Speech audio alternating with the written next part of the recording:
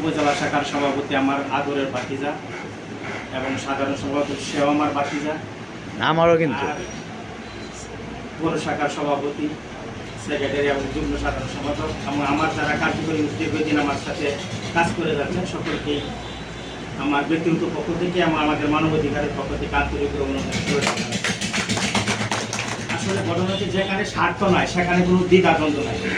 আমাদের এখানে কোনো স্বার্থ নাই, আমাদের এখানে কোনো দ্বিধাদ্বন্দ্ব থাকবে না। আর মানুষ তো মরণশীল, আমাদের সাথে কম বয়সের ছেলেরা হঠাৎ করে মারা যেতেছে।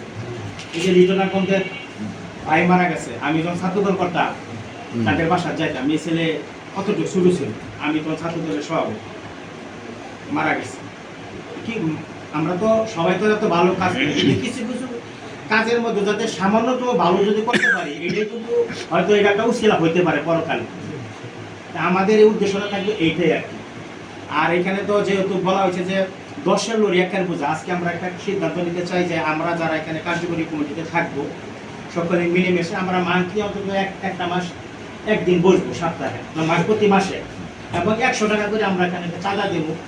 কেশিয়ারের কাছে থাকবে যে আমাদের যে কোনো কারণ একের দ্বারা তো সম্ভব না, আমরা একটা আজকে কেউ একটা বিপদে বলে আমরা যদি যাই তো খরচের দরকার আছে, আমরা এইখান থেকে একটা ফান্ড নিয়ে করলাম, একটা মিটিং একটা চা দরকার হয়, আমি আমার বিগত দিন আমি করে আসছি 100 টাকা আমাদের জন্য একটা বিষয়, প্রতি মাসে আমরা এটা করলাম।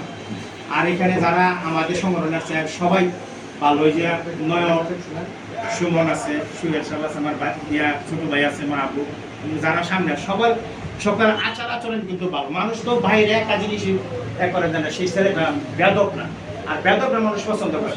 আদব কায়দার দিকটা এই বলে জানা ছেলেটা অনেক ভালো। আমরা এখানে ভালো লোকদেরকে নিয়ে আমরা কাজ করতে চাই।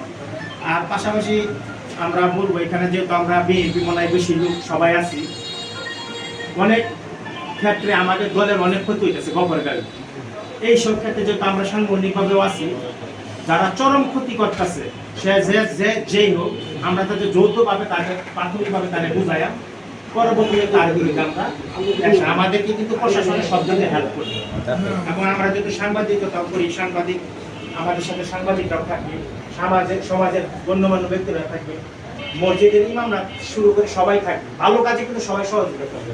আমরা যদি অন্যায়ের বিরুদ্ধে সুচ্ছার, আমরা যে একবারে এত তারপরেও জঘন্যতম কিছু কিছু কাজ হইতেছে, সেটা আমাদের কাছে আসে, আমাদের দলের লোকেরাই করতেছে বর্তমানে ক্ষতি হইতেছে, ওই ব্যাপারও আমাদেরকে দেখতে হবে। একটু সাধারণ মানুষ আমি তাকে কোনো আমি ক্ষতি করতে যাবো, উপরওয়ালা তো একজন আছে, উপরওয়ালা একজন আছে, আমরা ওই দিকটা বুঝাইতে চেষ্টা করবো যাতে মানুষের সমাজের সম্পদ গোবরকাল তো অর্ধ অধিক লোক এখনো আছে, সোজা কথা।